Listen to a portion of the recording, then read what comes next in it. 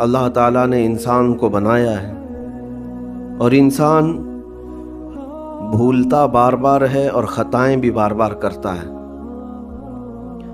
خطا کرنے والا اور بھول جانے والا اللہ کی بارگاہ میں ایسا نہیں ہے کہ وہ ہمیشہ کے لیے ناکارہ ہے، بلکہ اللہ تعالیٰ نے اسے زندگی میں بار بار موقع دیے ہیں کہ تو اپنی خطاؤں سے اور اپنی بھول سے پھر سے دوبارہ اپنی اچھی زندگی میں آ جا، اور اسی کو ہم توبہ کہتے ہیں۔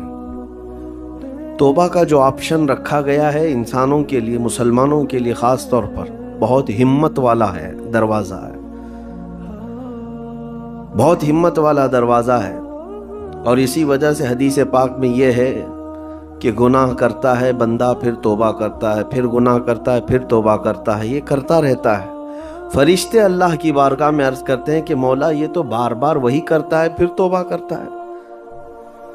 اگر ہمارے ساتھ کوئی غلطی ایک بار دو بار کر دے، تیسری بار تو ہم اسے چھوڑیں گے بھی نہیں۔ انسانوں کی طبیعت تو یہی ہے، لیکن بندہ جب بار بار ایک خطا کرتا ہے اور پھر توبہ کرتا ہے، پھر خطا پھر توبہ، تو فرشتے جب اللہ کی بارگاہ میں یہ عرض کرتے ہیں کہ مولا یہ ہر بار یہی کرتا ہے، تو جانتے ہیں پروردگار عالم کیا فرماتا ہے؟ ارشاد فرماتا ہے، اے میرے فرشتوں، میرا بندہ مجھے رحمان سمجھتا ہے، اس لیے بار بار توبہ کرتا ہے، مجھے وہ ارحم الراحمین سمجھتا ہے، ورنہ کون بار بار اللہ تبارک و تعالیٰ کی بارگاہ میں دروازہ کھٹکھٹاتا؟ تو رب تبارک و تعالیٰ ارحم الراحمین ہے، یہ تصور ہر مسلمان کے ذہن میں ہے، اس کی وجہ سے وہ کبھی مایوس نہیں ہوتا۔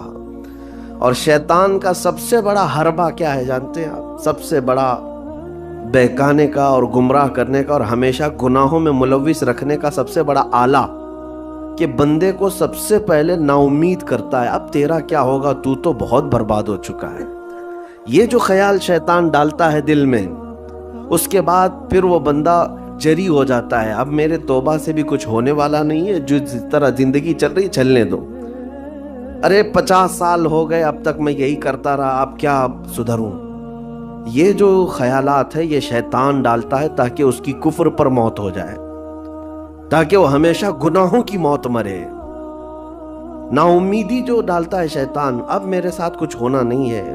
نہیں میرے عزیزو، رحمت عالم صلی اللہ تعالیٰ علیہ وسلم کی بارگاہ میں کیسے کیسے لوگ آئے اور ارحم الراحمین نے ان کی توبہ قبول کی۔ آپ کو ایک بات میں بتاؤں، سیدنا عمر ابن خطاب رضی اللہ تعالیٰ عنہ کا دور ہے۔ مثنوی شریف میں مولانا روم فرماتے ہیں، جنت البقیع آپ نے سنا ہوگا، قبرستان مدینے کا، مدینے کے قبرستان میں رات کے وقت ایک بوڑھا آدمی 80 سال کا جو بانسری بجاتا تھا اور اسی سے پیسہ کماتا تھا، اس کی بانسری میں بڑی اچھی لے تھی، بڑی سر اچھی تھی، لوگ سنتے تھے اور پیسے دیتے تھے، لیکن بڑھاپے میں جب سانس پھولنے لگ جاتی ہے، ہانپنے لگ جاتا ہے، سانس نہیں ٹھہرتی، تو بانسری کیسے بجتی؟ اس کی لے ٹوٹ جاتی، لہجے بدل جاتے۔ بوڑھا آدمی، اب اس کی بانسری سننے کو کوئی آتا نہیں تھا اور پیسے ملتے نہیں تھے، تھک ہار کر کے وہ آیا، رات کا وقت تھا، جنت البقیع قبرستان میں، 80 سال کی عمر کا ہو گیا ہے۔ اس نے بانسری توڑ دی، کہا زندگی بھر جس چیز سے میں کماتا تھا، اب میری سانسوں نے جواب دے دیا، جسم پھولنے لگا ہے، سانس زیادہ آنے لگ گئی ہے، اب میرا کھانا پینا کیسا چلے گا؟ خیر ارحم الراحمین، ہوں تو تیرا ہی بندہ، میرے اہل و عیال نہیں، میرے رشتہ دار نہیں، مجھے اگر تو بھوکا مارنا ہے تو اسی قبرستان میں مار دے، یا اگر میری زندگی باقی ہے تو میرے رزق کا انتظام کر دے۔ وہ رو رہا تھا 80 سال کی عمر میں۔ جب بندہ لاچار و مجبور ہوتا ہے تو پروردگار کو ہی یاد کرتا ہے۔ جانتے ہیں عمر ابن خطاب رضی اللہ تعالیٰ عنہ امیر المومنین مسجد نبوی میں تھے اور ان کی آنکھ لگی تھی، خواب میں رسول پاک صلی اللہ تعالیٰ علیہ وسلم تشریف لائے، کہا عمر اللہ کا حکم ہے جنت البقیع میں جاؤ، ایک بھوکا آدمی کھڑا ہے، اپنے گھر سے کھانا لے جاؤ اور اس کی ضرورت کا انتظام کرو۔ नींद खुली तो आपने देखा अल्लाह के हबीब सल्लल्लाहु अलैहि वसल्लम की तरफ से हुक्म आया और रब्बे जुल जलाल का हुक्म है। घर से उम्दा खाना लिया तो शादान लेकर के कुछ माल व मता भी लेकर कब्रिस्तान में गए, ढूंढा कौन है यहाँ पर, तो देखा कि एक हाँफता कांपता हुआ 80 साल का बूढ़ा रोता हुआ नजर आया।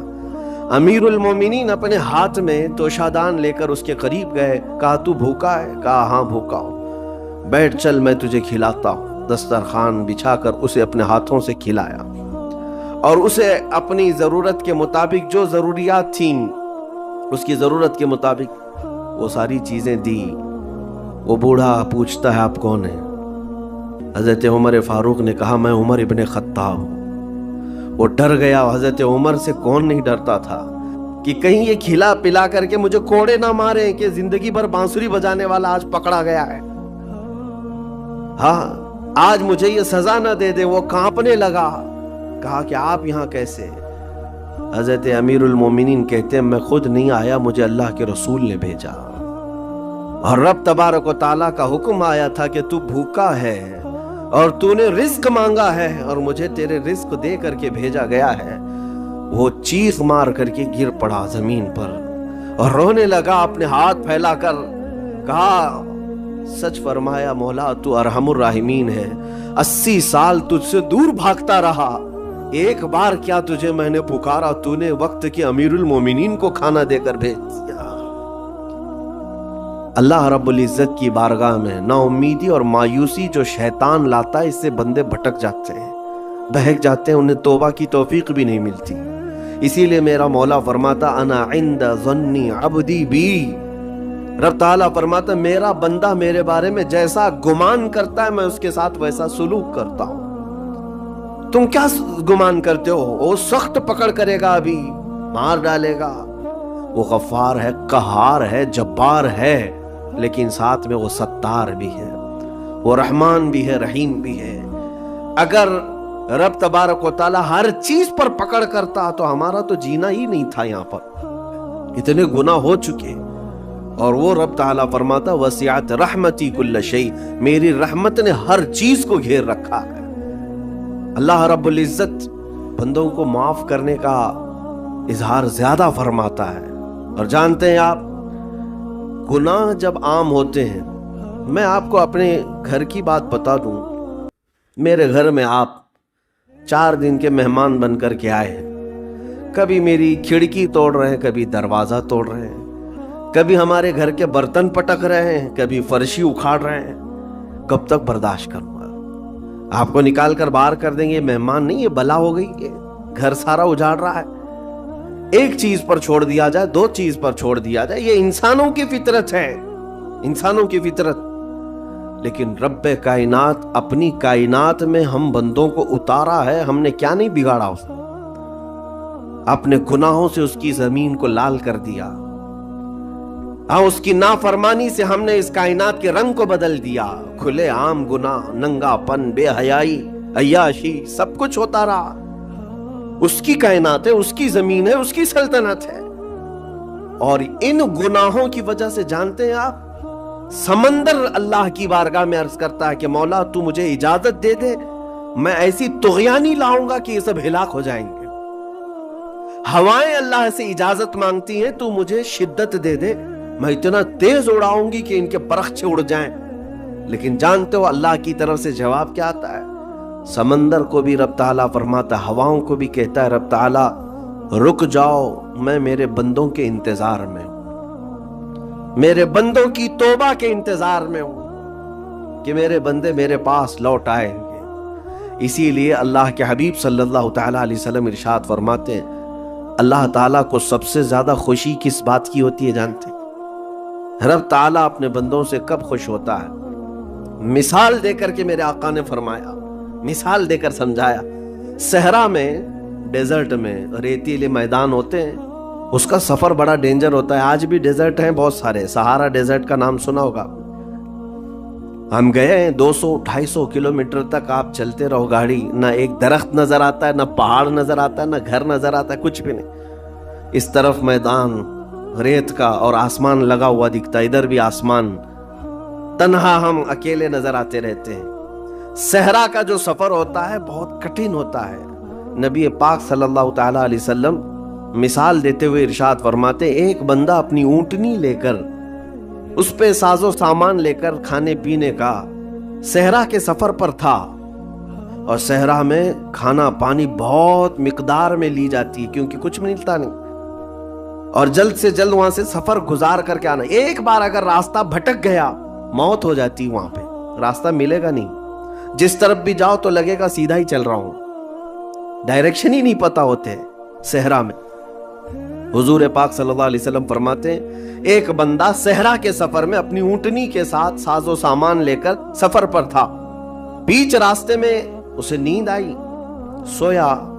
सो करके उठा तो देखा उसकी ऊंटनी साजो सामान के साथ गायब है। सहरा में, बीच सहरा में।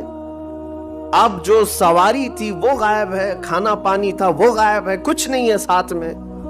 घबरा गया, परेशान हुआ, अपनी ऊंटनी को ढूंढता ढूंढता थक गया। कभी इधर कभी उधर, कभी इधर कभी उधर, हर जगह कहीं कोई निशान नजर ना आए। और जब सवारी नहीं है तो अब कई 100 किलोमीटर का बगैर खाने पीने के कैसे सफर करता। थक हार करके दूसरा दिन हो कि तीसरा दिन हो, एक जगह वो बंदा सो गया। फिर से सो गया, अब रास्ता भी नहीं मिलता। सोया तो नींद से उठा जब तो देखा उसकी ऊंटनी भी मौजूद है, उसका साजो सामान भी है। ये मिसाल है, ये मिसाल है। मेरे आका सल्लल्लाहु अलैहि वसल्लम सहाबा से अब पूछते हैं, ऐ मेरे सहाबा बताओ, उस बंदे को जो सहरा में गुमशुदा ऊंटनी जिसकी मिल जाए उसे खुशी कितनी होगी। सहाबा कहते हैं, या रसूल अल्लाह उसकी तो जान में जान आ गई होगी, क्योंकि वो जानते थे सहरा का सफर क्या होता है। कहा सबसे ज्यादा उसे खुशी होगी कि उसका खोया हुआ सामान मिल गया, खोई हुई सवारी मिल गई। मेरे आका सल्लल्लाहु अलैहि वसल्लम फरमाते हैं, गुमशुदा ऊंटनी के मिलने पर जैसे उस मुसाफिर को खुशी हुई, उससे कई ज्यादा बढ़कर के रब ताला को उस वक्त खुशी होती है जब एक गुनहगार बंदा वापस तौबा करके उसकी बारगाह में आता है। रब ताला की बारगाह में जब बंदा पलट करके आता है, रब ताला फरिश्तों पर उस बंदे को दिखाकर रश्क करता है। इरशाद फरमाता है, मेरा बंदा मेरे पास आ गया, मेरा बंदा मेरे पास आ गया है। मैंने कुरान पाक की वही आयत तिलावत की है जिसमें अल्लाह ताला फरमाता है, वल्लज़ीना इज़ा फ़अलू फ़ाहिशतन औ ज़लमू अनफुसहुम ज़करुल्लाह फ़स्तग़फ़रू लिज़ुनूबिहिम। ये चौथे पारे की आयत है। अल्लाह ताला फरमाता है, वो लोग जिन्होंने बुराई कर ली या अपनी जान पर जुल्म किया, यानी गुनाह किया, फिर अल्लाह को याद कर लिया और तौबा कर लिया। अल्लाह फरमाता है, वमन यग़फिरु ज़ुनूब इल्लल्लाह। तो बताओ लोगों, अल्लाह के अलावा कौन है बख्शने वाला। लेकिन शर्त रब ताला ये फरमाता, वलम युसिर्रु अला मा फ़अलू वहुम यअलमून। लेकिन एक बात है कि वो जिस चीज से तौबा करके आ रहे हैं उस पर फिर मजीद इसरार करके जमे ना रहे, छोड़ दे एक बार, जानबूझ करके फिर उस चीज पर ना लगे रहे। ये आयत कब नाजिल हुई थी मैं आपको बताऊं। दो सहाबा थे, दोनों गहरे दोस्त थे, बहुत ही गहरे दोस्त, मदीने के रहने वाले। उसमें से एक सहाबी तिजारत के लिए जा रहे थे और उनके घर बार में उनकी बीवी थी बस, और कुछ नहीं। तो अपने दोस्त से कहा कि मैं जा रहा हूं, मुझे आने में ताखीर हो सकती है, मेरे घर पर अगर कभी सौदा सलफ लाने की जरूरत पेश आई तो मेरी बीवी को ये पहुंचा देना, साजो सामान। ये कह करके वो तिजारत पे चले गए। जो दोस्त सहाबी थे, देखिए सहाबा के बहुत सारे काम उम्मत के लिए दर्स हैं, क़यामत तक आने वाले मुसलमानों के लिए वो मिसाले राह हैं। तो वो जो दोस्त सहाबी थे सौदा सलफ लेकर के घर जाया करते थे अपने दोस्त की बीवी को पहुंचाने के लिए। एक दिन ऐसा हुआ कि शैतान ने वरगलाया और सौदा सलफ सामान लेकर घर गए। उनकी खातून बाहर आई दोस्त की, इन्होंने उस खातून का सिर्फ हाथ पकड़ लिया, हाथ पकड़ लिया, और वो औरत चूंकि मदीने की रहने वाली सहाबिया हैं, अपना हाथ तो छुड़ा लिया, लेकिन वो चीख मारकर रोने लगी कि जिस पर मेरे शोहर ने सबसे ज्यादा एतमाद किया, तुम तो जिगरी दोस्त भाई की तरह थे, हाथ कैसे बढ़ा दिया। تو اس صحابی کو فوراً احساس ہو گیا کہ میں بہت بڑی خطا کر گیا، میرے بھائی اور میرے دوست کی امانت میں نے خیانت کر دیا، اس نے مجھ پر بھروسہ کیا تھا اور اس کی بیوی کا میں نے ہاتھ پکڑ لیا۔ بس اتنی سی بات تھی، وہ خاتون بھی رونے لگ گئی کہ میرے ساتھ کیا ہوا، یہ صحابی بھی رونے لگ گئے، احساس فوراً ہو گیا کہ میں نے غلط کیا ہے، سودا سلف لانے کے وقت مجھ سے غلطی ہو گئی، خطا ہو گئی۔ اب اس خطا کی وجہ سے وہ کرتے کیا، ان کو تو ڈر یہ تھا کہ میں اپنے دوست کو منہ دکھانے کے بھی قابل نہیں، اور نہ ہی میں یہ چیز کسی کے سامنے ذکر کر سکتا ہوں، کیا کروں؟ تو مدینہ چھوڑ کر کے چلے گئے پہاڑیوں میں، اور بغیر کھانا پانی سب کچھ بھی نہیں تھا، پہاڑیوں کے بیچوں بیچ رہنے لگے، اور صرف روتے تھے اور گر جاتے تھے، اور کمزوری آ گئی جسم میں، اٹھنے پھرنے کی بھی طاقت نہیں تھی۔ اب وہ دوست ان کے صحابی تجارت سے واپس آئے، گھر میں آتے ہی ان کی خاتون نے بتا دیا کیا معاملہ پیش آیا۔ وہ بہت جلال میں آئے اور کہا کہ میرا دل ٹوٹ گیا، آج میری کمر ٹوٹ گئی، جس کے ساتھ ہم نے پوری زندگی بتائی، آج اس نے میری عورت کے ساتھ ایسا کیسے کیا؟ بہرحال انسان ہے، خطا ہوتی ہے، انسان ہے، بھولنا اور خطا کرنا اس کی عادت ہے۔ اب ان کو دل میں تو بہت تکلیف ہوئی، کروں کیا؟ لیکن وہ صحابی تھے، انہوں نے کہا یہ معاملہ سیدھے حضور پاک کی بارگاہ میں رکھتا ہوں، کہا کہ میں سزا دوں گا یا پھر جو ہے ان کے لیے جو قرار واقعی چیز ہوگی وہ دلا کر رہوں گا۔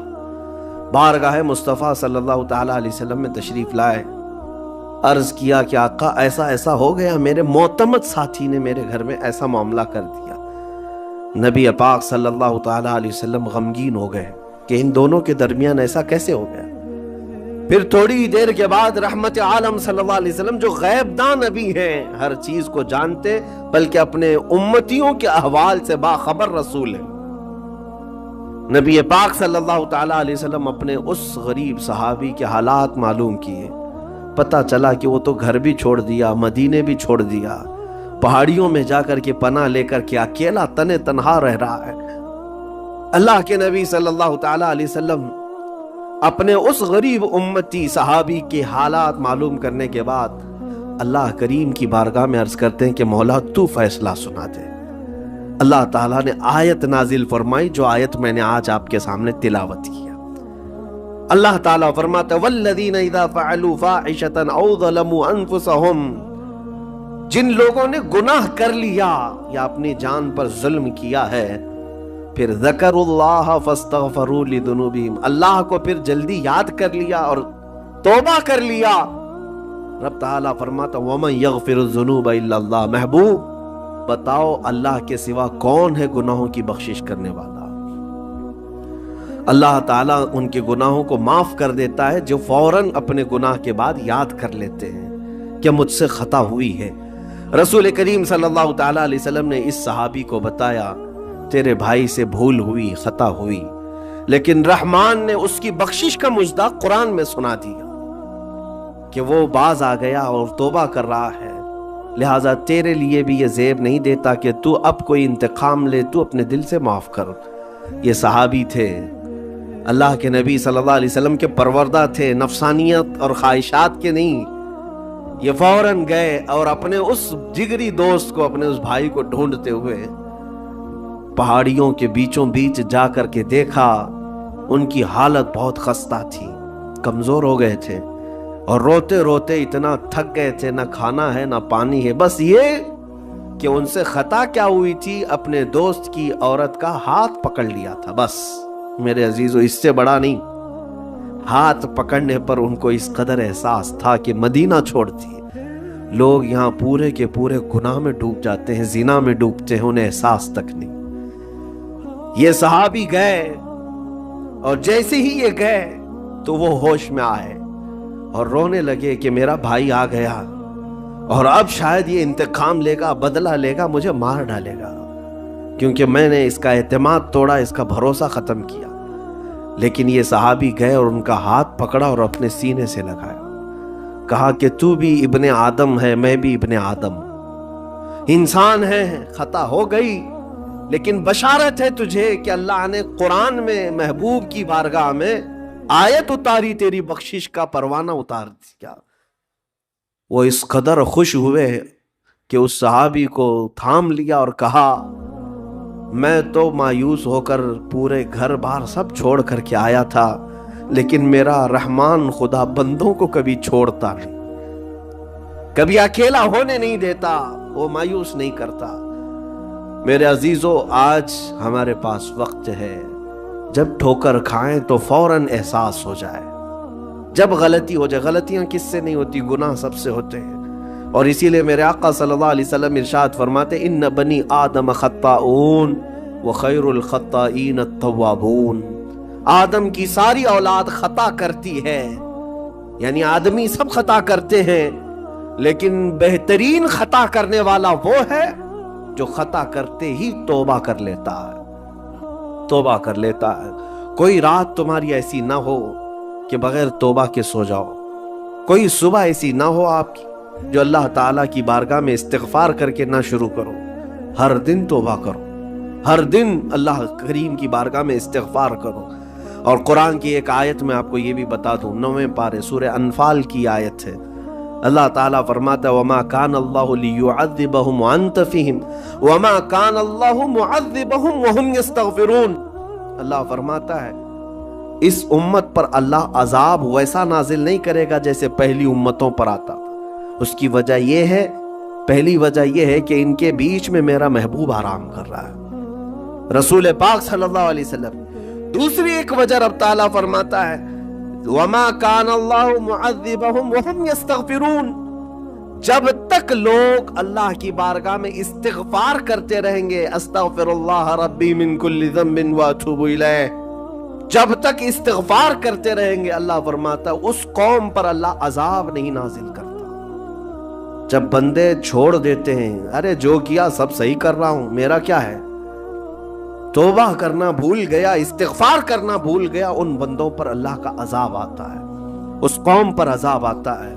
اسی لیے میں کہتا ہوں میرے عزیزو، خطائیں سب سے ہیں، ہمارے دامن کے اندر کیا کیا ہے وہ ہمیں معلوم ہے، ہمارے پروردگار کو بہت سارے راز ایسے ہیں جو اس نے چھپا رکھا ہے، بندوں کے اوپر پردہ ڈال رکھا ہے، اتنی باتیں کہ اگر وہ پردہ اٹھا دے تو لوگ رشتہ داروں کے سامنے بیٹھنے کے بھی قابل نہیں رہے، ماں باپ دیکھ کر گھبرا جائیں گے اور اپنے گھر سے دور کر دیں، یا اگر باپ کی غلطیاں بیٹے کو پتہ چل جائے تو زندگی بھر اس کو باپ نہیں تسلیم کرے گا، وہ باپ نہیں مانے گا کہ اس کی اتنی بڑی بڑی خطائیں، لیکن وہ رحمان ہے، باپ کی عیب بیٹے سے چھپا رکھا ہے، بیٹے کے عیب ماں سے چھپا کر رکھا ہے، وہ پروردگار عالم نے پردہ رکھا ہے ہر ایک پر، لیکن اس کے باوجود بندوں کو یہ چاہیے کہ اس کی بارگاہ میں اکڑ دکھانے کی بجائے، غرور اور گھمنڈ دکھانے کی بجائے، عاجزی کے ساتھ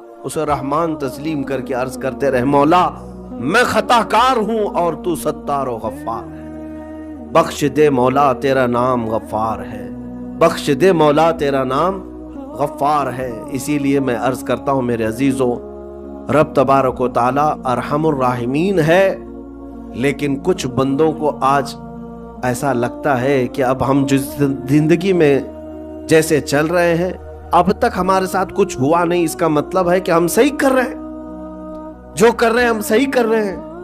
اس نے ڈھیل دے رکھی ہے، اس کا مطلب یہ نہیں کہ جو کر رہے ہیں صحیح کر رہے ہیں۔ کسی دن وہ گرفت کرنے پر آئے اور سب کے سامنے عیوب تمہارے برائیاں وہ آشکار کر دے، کھول دے، تو یہ سب سے عذاب عذاب ہے، دنیا میں بھی سب سے بڑا عذاب ہے۔ بہرحال آج وقت ہے، اللہ تعالیٰ نے عقل سلیم عطا کیا ہے، اور میں آپ کو بتاؤں کہ اللہ تبارک و تعالیٰ ان بندوں کو پسند کرتا ہے جو اس کی بارگاہ میں گڑ گڑاتے ہیں۔ آپ نے دنیا میں دیکھا ہے کسی کے پاس آپ مانگنے کے لیے جائیں، 1000 روپے مانگ کے دکھائیں، آج وہ دے دے گا، کل پھر 1000 روپے مانگے اس سے، ہو سکتا ہے دے دے گا، پرسوں پھر مانگو، دیکھو پھر اس کا چہرہ بگڑتا ہے کہ نہیں۔ اچھے لوگوں کی بات میں کر رہا ہوں، مانگنے سے لوگ ناراض ہوتے ہیں، اور اگر تم مانگنے کی عادت ڈال دی تو دیکھنا وہ آدمی راستہ کاٹنے لگ جائے گا، ارے یہ آ رہا ہے، ہٹ جاؤ ادھر سے، ابھی آئے گا 1000 روپے مانگے گا۔ مانگنے والوں سے تو ہم راستہ کاٹ لیتے ہیں، لیکن آپ کو پتا ہے رحمت عالم صلی اللہ علیہ وسلم ارشاد فرماتے ہیں میرا مولا رب تعالیٰ کی شان یہ ہے کہ بندہ اگر مسجد میں آیا اور کچھ مانگے بغیر ہی چلا گیا تب رب تعالیٰ ناراض ہوتا ہے۔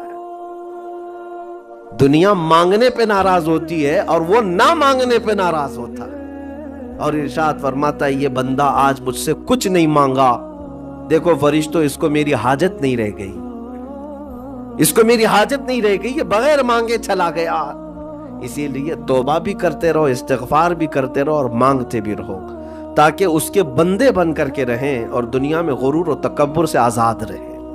اللہ کریم کہنے سننے سے زیادہ ہمیں عمل کی توفیق عطا فرمائے۔ موت سے پہلے مولا تعالی ہمیں توبتاً نصوحا عطا فرمائے۔ رب کریم اگر تو ہم سے غضبناک ہے، اگر تو ہم سے ناراض ہے تو مولا اس زندگی میں ہی ہمیں توبہ کی توفیق دے دے۔ مولا بغیر توبہ کے، بغیر کلمہ طیبہ کے ہماری کسی کی روح قبض نہ فرما۔ جس دن ہمارا جنازہ اٹھے، اے رحمان، اے کریم، اے غفار، اے ستار، ہمیں دنیا کی تمام آلائشوں سے پاک کر کے اٹھا لے۔ اے اللہ تیرے حبیب پاک صلی اللہ علیہ وسلم کے پڑوس میں ہمیں دفن نصیب فرما۔ وآخر